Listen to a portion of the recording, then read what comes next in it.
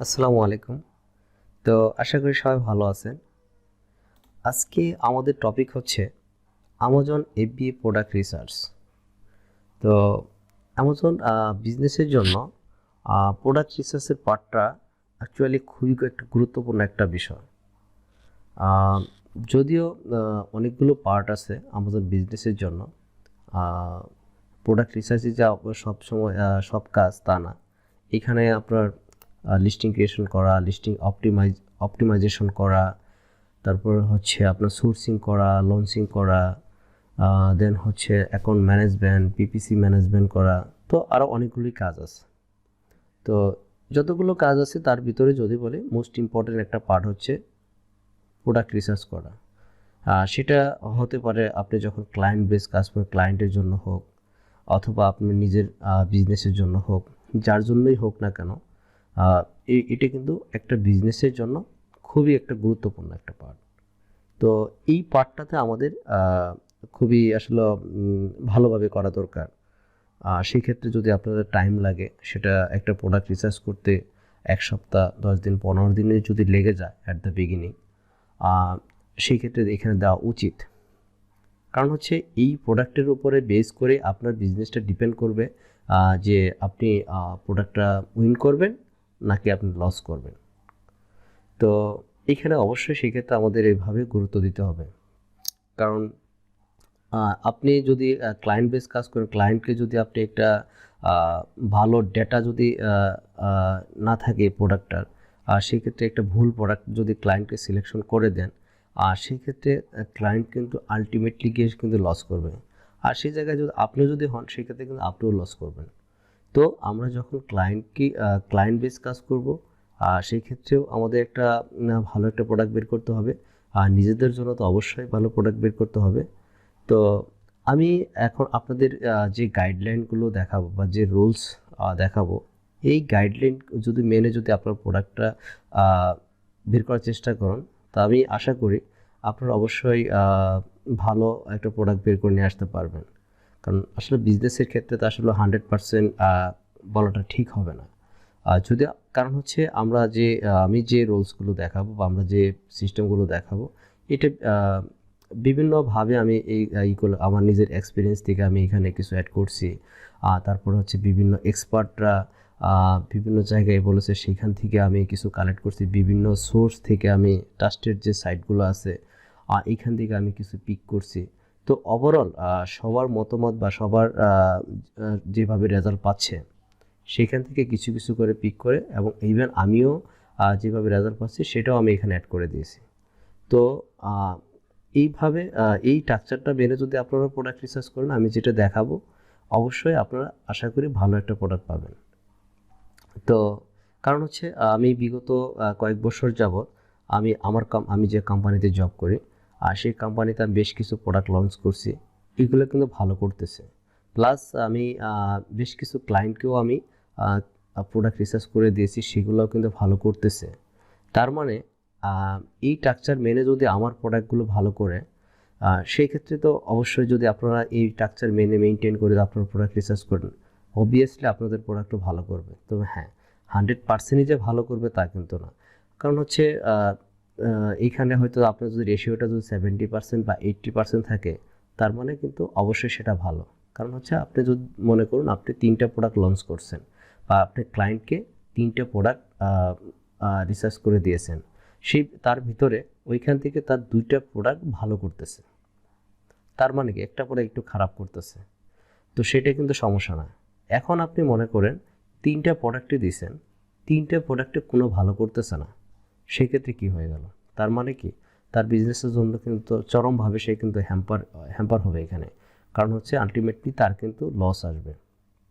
কারণ এখানে আপনি যত ধরনের কাজই করুন না কেন, প্রোডাক্টটা যদি ভালো না হয়, সেটা যেমন হাই ডিমান্ড, লো কম্পিটিশন, যদি মার্কেটের স্যাচুরেশন আছে কি না, যদি এগুলো আমরা পড়ে দেখব, এগুলো যদি না দেখি, ইভেন মার্কেটে যদি কম্পিটিশন যদি সে আইটেমটা কম থাকে, সেক্ষেত্রে কিন্তু আমরা ভালো করব।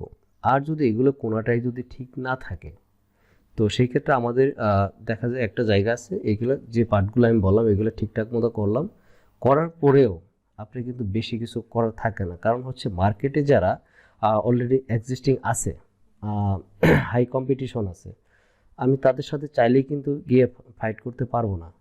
তো এই জন্য আমাদের কি করতে হবে,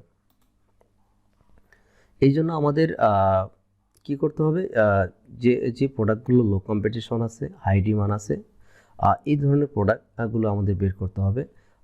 তাহলে কি হবে, আমাদের পিপিসি যে কস্টিংগুলো আছে এখানে অনেকটা সেভ করা যাবে। তা না হলে কিন্তু আমাদের পিপিসিতেও অনেক ডলার এখানে আমাদের লস হবে। ইভেন এখানে আমাদের প্রোডাক্ট তো আছেই, তো সব মিলিয়ে কি হবে, আমাদের অনেকটা লস হয়ে যাবে। তো এই জন্য প্রোডাক্ট রিসার্চের ক্ষেত্রে অবশ্যই অবশ্যই এখানে গুরুত্ব দিতে হবে। তো একটা প্রোডাক্ট রিসার্চ করতে গেলে সেটা আপনার ডিপেন্ড করবে কত টাইম লাগবে, এটা আপনার টাইমের উপর নির্ভর করে, আপনি পার ডে কত আওয়ার্স টাইম দিচ্ছেন। এখন একটা প্রোডাক্ট রিসার্চ করতে গেলে আপনাকে 15 থেকে 20 ঘন্টা টাইম লাগতে পারে। এখন এটা আপনার উপর নির্ভর করবে সেটা আপনি কিভাবে সময়টা দিবেন। যাই হোক, এগুলো বিষয় নিয়ে আমি পরে আলোচনা করবো আরও। তো এখন আমরা দেখি আমাদের যে ক্লাস স্ট্রাকচারটা আছে, আমরা প্রোডাক্ট রিসার্চের উপরে কি কি শিখব। একটা কমপ্লিট প্রোডাক্ট রিসার্চ যে প্রসেসটা সেটি আমি দেখাবো আপনাদের। তো এখানে আমাদের যে স্ট্রাকচারটা দেখতে পাচ্ছি, ক্লাস স্ট্রাকচার, ফেজ 1 আছে মার্কেট প্লেস ডিমান্ড। তো মার্কেট প্লেস ডিমান্ড সেটা আমরা আলোচনা করব। দেন ফেজ 2তে আছে মেন্টাল সেট আপ। প্রোডাক্ট রিসার্চের সময় একটা আসলে মেন্টাল সেট আপের প্রয়োজন হয়, কী ধরনের মেন্টাল সেট আপ লাগবে সেই বিষয়গুলো নিয়ে আলোচনা করব।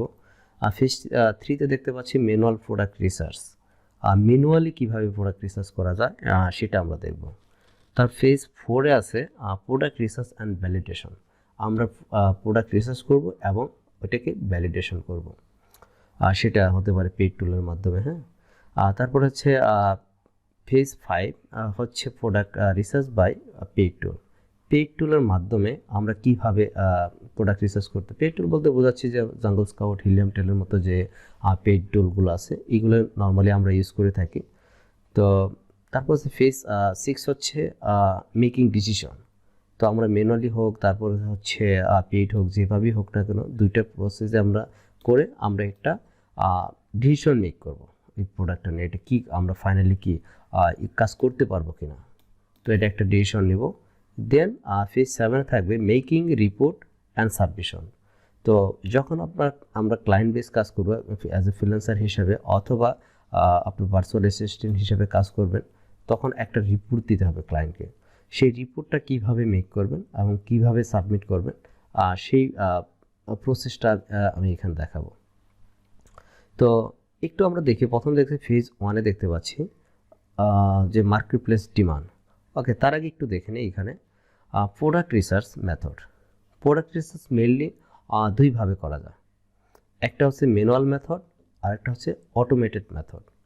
আর ম্যানুয়াল মেথডটা কি, সেটা ম্যানুয়ালি আর অ্যাকচুয়ালি এই প্রোডাক্টগুলো রিসার্চ করতে হবে। যদিও আমি এটা প্র্যাকটিক্যালি দেখাবো পরে, আজকে অবশ্য থিওরি ক্লাসটাই যাবে। সেই ক্ষেত্রে হবে কি, ম্যানুয়ালি আমরা কীভাবে কাজ করি সেটা তো দেখব। আর অটোমেটেড মানে হচ্ছে আমরা পেইড টুলের থ্রুতে কীভাবে কাজ করব সেটা আমরা দেখব। তো normally I prefer manual method, কারণ হচ্ছে ম্যানুয়াল মেথডে রিসার্চ করলে আপনার মার্কেটে কী হচ্ছে, এমনকি কোন আইটেমগুলো ভালো করতেছে, কোন আইটেমগুলো খারাপ করতেছে, কোন আইটেমগুলো নতুন আসতেছে, হ্যাঁ, টোটাল সিনারিটা আপনি বুঝতে পারবেন একদম ভিতরে, প্রত্যেকটা লেয়ারে ঢুকে ঢুকে আপনি এখানে বুঝতে পারবেন, পুরো মার্কেটের সিনারিটা বুঝতে পারবেন, সহজ কথা। আর যদি আপনি পেইড টুল ইউজ করেন, এখানে বলা হচ্ছে don't blindly believe any tools, they give wrong data. তো আমরা পেইড টুল দিয়ে দেখাবো, কিন্তু পেইড টুল আমরা 100% ডিপেন্ড হব না, এবং কি এটা আমরা ব্লাইন্ডলি মানে আমরা অন্ধভাবে আসলে বিশ্বাস করব না। কারণ হচ্ছে এটা অনেক সময়, ম্যাক্সিমাম সময় এটা ওল্ড ডাটা, মানে আপনার ভুল ডাটা, তারপরে হচ্ছে ওল্ড ডেটা দিয়ে থাকে। তো সেই ক্ষেত্রে এই ভুল ডাটাকে নিয়ে যদি আমরা বিজনেস ওই প্রোডাক্ট লঞ্চ করি, সেই ক্ষেত্রে কিন্তু আবার এইখানে তো বুঝতেই আছেন দারুণ লস হয়ে যাবে। তো এটা করা যাবে না। তো আমরা মেইনলি ফোকাস করব ওর ম্যানুয়াল মেথডে কীভাবে প্রোডাক্ট রিসার্চ করতে পারি, এটা আমাদের মেইন টার্গেট থাকবে। পাশাপাশি আমরা অটোমেটেড যে প্রসেস সেটাও আমরা দেখব। এখন আপনাদের যেটা ভালো লাগে ফাইনালি, বা আপনারা যেটা করতে চান সেটা করতে পারেন, কিন্তু আমি টোটাল যে প্রসেস এটা কিন্তু আমি দেখাবো, অ্যাকচুয়াল যে প্রসেসটা সেটাই আমি দেখাবো। তো তারপরে একটু দেখি, আমরা প্রথমে যেটা দেখলাম ফেজ 1 আছে মার্কেট প্লেস ডিমান্ড। যখন আমরা ফ্রিল্যান্সার হিসেবে কাজ করব অথবা ভার্চুয়াল অ্যাসিস্ট্যান্ট হিসেবে কাজ করব, তখন অবশ্যই আমাদের মার্কেট প্লেসে কাজ করতে হবে, সেটা ফাইবার হোক আপওয়ার্কে হোক। তো বিশেষ করে এটা নিয়ে আমি বেশি বলবো না, কারণ হচ্ছে এখানে আমরা জানি আপনি চাইলেই কিন্তু রাতারাতি মার্কেট প্লেসে এসে কাজ করতে পারবেন না। এটা বিশেষ করে অপরচুনিটি যারা এক্সিস্টিং আছেন মার্কেটে, বিভিন্ন ধরনের সার্ভিস ডিজিটাল মার্কেটিং বা আনুষঙ্গিক যে কাজগুলো আছেন অলরেডি মার্কেটে তারা আছেন, মার্কেট সম্পর্কে তাদের ধারণা আছে, তাদের জন্য কিন্তু এটা একটা গ্রেট অপরচুনিটি। কারণ হচ্ছে তারা ওই এক্সপার্টিসগুলো এখানে কিন্তু সেল করছেন। পাশাপাশি আপনি যদি প্রোডাক্ট রিসার্চের পার্টটাই শুধু ভালো করে শিখেন, এই প্রোডাক্ট রিসার্চের পার্টটা প্রোডাক্ট রিসার্চকে হিউজ ডিমান্ড আছে মার্কেটে।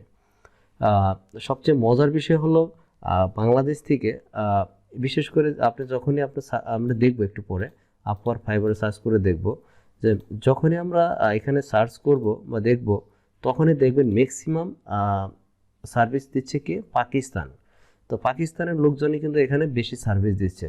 তো অ্যামাজনের বিষয়টা বাংলাদেশের প্রেক্ষাপটে, আমাদের দেশের প্রেক্ষাপটে খুবই কম সংখ্যক লোকে জানেন। আমরা যেটা জানি অ্যাফিলিয়েট মার্কেটিং জানি বা আনুষঙ্গিক এই কাজগুলো জানি। আর অ্যামাজন এফবিএ বা এফবিএর যে প্রসেসগুলো, এই প্রসেসগুলো কিন্তু আমাদের মাত্র শুরু হচ্ছে। হয়তো আগে কিছু সংখ্যক লোকে জানে, তারা মার্কেটে আছে, খুবই কম সংখ্যক, খুবই কম।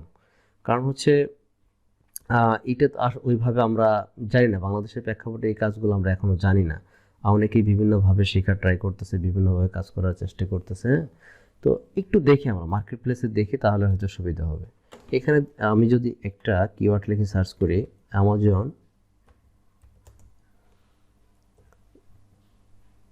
এফবিএ প্রোডাক্ট রিসার্চ, দেখেন অ্যামাজন এফবিএ প্রোডাক্ট রিসার্চ আমি লিখে সার্চ করলাম, দেখেন অ্যামাজন এফবিএ প্রোডাক্ট রিসার্চ লিখে সার্চ করার পরে যে রেজাল্টগুলো দেখতে পাচ্ছি, এখানে কিন্তু সবই প্রোডাক্ট রিসার্চে গিগ চলে আসছে। এখানে প্রোডাক্ট রিসার্চে গিগ চলে আসছে। তো মার্কেটে কিন্তু এই প্রোডাক্ট রিসার্চে কিন্তু হিউজ ডিমান্ড। আপনি যদি প্রপারলি যদি এই কাজটা শিখে যদি কাজ করতে পারেন, তাহলে কিন্তু আপনি ভালো এখান থেকে মানি জেনারেট করা পসিবল। কারণ হচ্ছে দেখেন, এই যে মিনিমাম যে গিগগুলো দেখতে পাচ্ছেন $30, $35, $75, $100, হ্যাঁ। তো আমি আবারও বলছি, এখানে কিন্তু আসলে একদিনেই কিন্তু সম্ভব না। যারা মার্কেট প্লেসে কাজ করতে যারা আছেন তাদের জন্য তো সুবিধা অপরচুনিটি, যারা চাইলে কাজটা শিখে গিগ ওপেন করে কাজ শুরু করে দিতে পারেন। আর যারা ফ্রেশার একদমই, তাদের আসলে অ্যাকচুয়ালি সময় দিতে হবে। কারণ এখানে আপনার 2 মাস বা 3 মাস মার্কেট প্লেসে পড়ে থাকতে হবে, দেন হয়তো আস্তে আস্তে আপনার কিন্তু এখান থেকে একটা রেভিনিউ আপনি কিন্তু জেনারেট করতে পারবেন। তো ফ্রেশারদের ক্ষেত্রে একটু টাইম লাগবে। আর যারা যদি আপনাদের বিজনেস করার প্ল্যান থাকে, সেক্ষেত্রে তো আপনারা যদি দেখা যায় যে আপনার $2,000 থেকে $3,000 আছে, আপনি কিন্তু তাহলে কিন্তু এই টাকাটা দিয়েই কিন্তু আপনার বিজনেসটা স্টার্ট করতে পারছেন। তো তার মানে বুঝতে পারতেছেন, দেখেন এই গিগগুলো তাহলে আমি 2-4টে গিগ যদি একটু ওপেন করে দেখেন এদের কি অবস্থা। দেখেন এই সেলারটা, দেখেন এই যে উনি কিন্তু এই যে পাকিস্তান, ফ্রম পাকিস্তান। তারপরে এই সেলারটাতে আসি, উনিও ফ্রম পাকিস্তান। তারপরে আসি একটু নিচের দিকে, এখানে ফ্রম পাকিস্তান। তার মানে আপনারা বুঝতেই পারছেন, বাংলাদেশ থেকে কিন্তু আমি 5-6টা যে গিগ ওপেন করলাম, এর ভিতরে কিন্তু বাংলাদেশে এখন একটাও নাই। তার মানে ম্যাক্সিমাম হচ্ছে ডমিনেট করতেছে পাকিস্তান, আর কিছু পাবেন ইন্ডিয়া আর অন্য অন্য কান্ট্রি বাকিগুলো। কিন্তু বাংলাদেশ থেকে হাতে গোনা 2-1টা এরকম পাবেন, গিগ পাবেন। কারণ হচ্ছে না থাকার কারণে হচ্ছে এটা, আমরা আসলে কাজ জানি না, বাংলাদেশের পিপুল কাজ জানে না। হয়তো 2-4 জন আছে হাতে গোনা, জানে না যে তা না, বলছি সবাই জানে না তা না, আছে এরকম, তারা খুবই কম, সংখ্যায় খুবই কম। তো হ্যাঁ, এখন আমরা বিভিন্নভাবে শেখার ট্রাই করতেছি, বিভিন্নভাবে কাজ জানার চেষ্টা করতেছি, সেটা ইউটিউব করে হোক, গুগল করে হোক, বিভিন্ন ট্রেনিং প্রোগ্রামগুলো থেকে হোক, আমরা শেখার ট্রাই করতেছি। তো আস্তে আস্তে হয়ে যাবে, হয়তো ওই দিয়ে শর্ট টাইমে বা 1 ইয়ার্স 2 ইয়ার্সের পরে আমাদের দেশেও অনেক সেলার হয়তো ইনক্রিজ হয়ে যাবে। তো আমরা চাইলে কি করতে পারি, কাজগুলো শিখে কিন্তু আমরা এখানে সার্ভিসও প্রোভাইড করতে, তার মানে আমাদের জন্য কিন্তু গ্রেট একটা অপরচুনিটি আছে এখানে। কারণ বাংলাদেশের ফিল্ডে এখনও এখানে আমাদের দেশে কম্পিটিশন কিন্তু খুবই কম। তো আমরা চাইলে ফাইবারে গিগ ওপেন করে করতে পারি। হ্যাঁ, তারপর আপওয়ার্কে যদি একটু দেখি, আমি কিওয়ার্ডটা লিখেই রাখছি এখানে, আমাজন এফবিএ প্রোডাক্ট রিসার্চ লিখে যদি সার্চ করি, দেখেন কাজের ডিমান্ডগুলো লিখেছে, ইন্ডিয়ান একজন আছে, পাকিস্তানি, ইউনাইটেড স্টেট, হ্যাঁ, তারপরে এই যে পাকিস্তান, এই যে আবারও পাকিস্তান, হ্যাঁ, দেখেন ম্যাক্সিমাম হচ্ছে কি পাকিস্তান। হ্যাঁ, আর কাজের রেটগুলো এক একজন এক একভাবে দিয়ে থাকে, কারণ হচ্ছে $15 পার আওয়ার, $15, $15, হ্যাঁ, $12, $13। তো হ্যাঁ, এই সময়ের সাথে সাথে এখানে কিন্তু আপনারা আসতে পারেন বা কাজ করতে পারেন, বা এক্সিস্টিং যারা আছেন তারা কিন্তু করতে পারেন। যদিও আমি মার্কেট প্লেস নিয়ে আমি ডিটেল বলবো না, এটা আমার উদ্দেশ্য না। এটা জাস্ট আপনাদেরকে একটু পরিচিত করলাম যে মার্কেট প্লেসের কেমন ডিমান্ড আছে এই কাজগুলো। তো এই আপনাদের প্রোডাক্ট রিসার্চের পার্টটাই ভালো করে শেখেন, তাহলে কিন্তু মার্কেট প্লেসে আপনারা কাজ করতে পারবেন। তো আজকে আজকে ক্লাসে এই পর্যন্তই। ফেজ 1 আজকে ছিল। নেক্সট আমরা লেসনে বা ক্লাসে আমরা শিখব ফেজ 2 মেন্টাল সেট আপ, এবং কি মেন্টাল প্রোডাক্ট রিসার্চের জন্য কী কী ধরনের মেন্টাল সেট আপ প্রয়োজন, সেই বিষয়গুলো নিয়ে আমরা আলোচনা করব। তো ভালো থাকবেন, আসসালামু আলাইকুম।